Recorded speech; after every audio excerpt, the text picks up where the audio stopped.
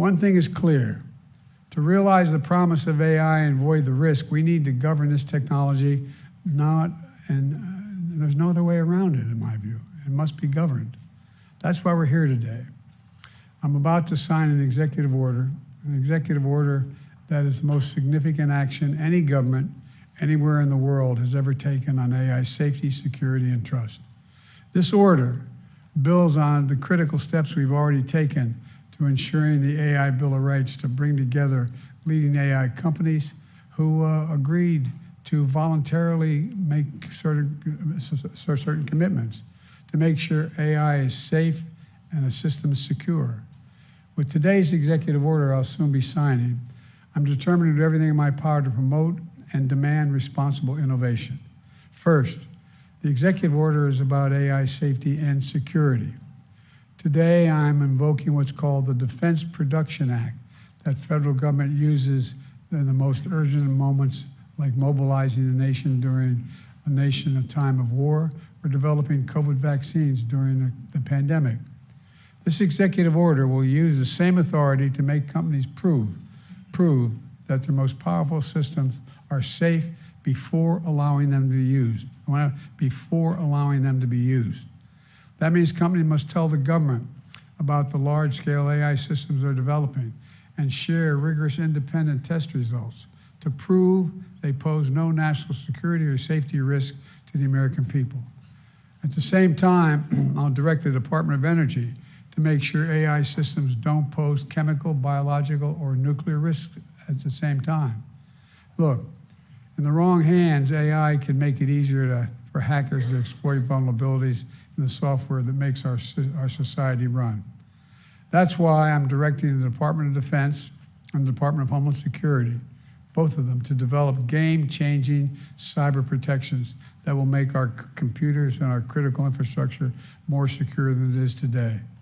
And that's why my administration has taken decisive steps to prevent these cutting-edge AI chips from being used to undermine our national security, which is possible.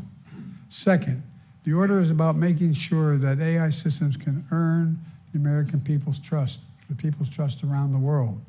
All too often it's already happening. AI devices are being used to deceive people.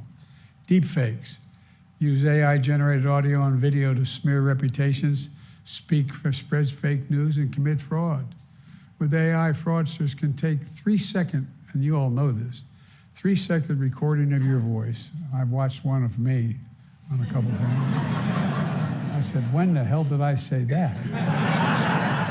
But all kidding aside, 3 seconds recording your voice and generate an impersonation good enough to fool, I was going to say your family, fool you. I swear to God, take a look at it. It's mind-blowing.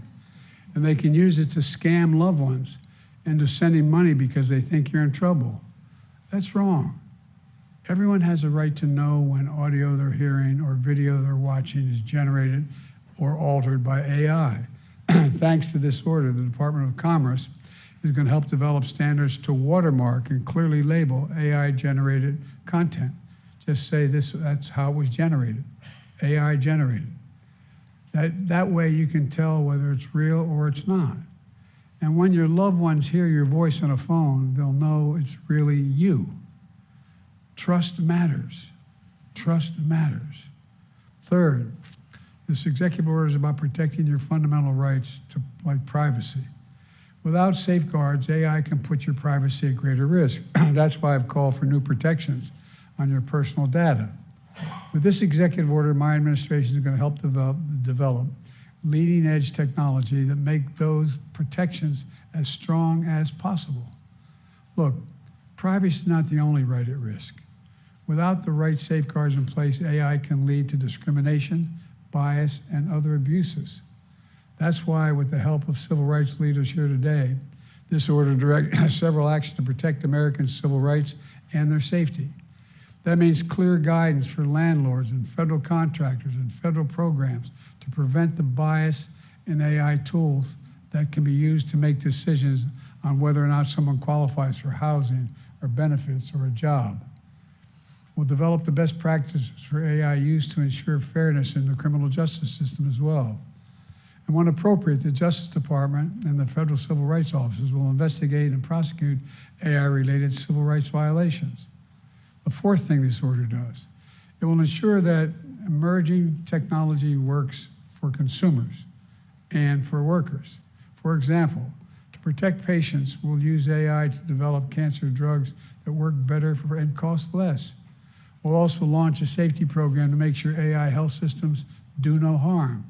To protect workers, this order directs the government to help make sure AI isn't used to shortchange workers. I've also asked for a comprehensive report on the potential impact of AI on the labor market and how to help workers whose jobs have been disrupted. We're going to support workers in every industry by defining their rights and defending them to a fair way to organize and as these other more technologies emerge. And finally, we're going to make sure America leads the world in innovation and attracts the top talent to stay at the cutting edge. And because AI's challenges and opportunities are global, we're going to keep advancing American leadership globally. In meetings around the world, I've heard from leaders, and I've been going around the world a lot lately. It's good to be home.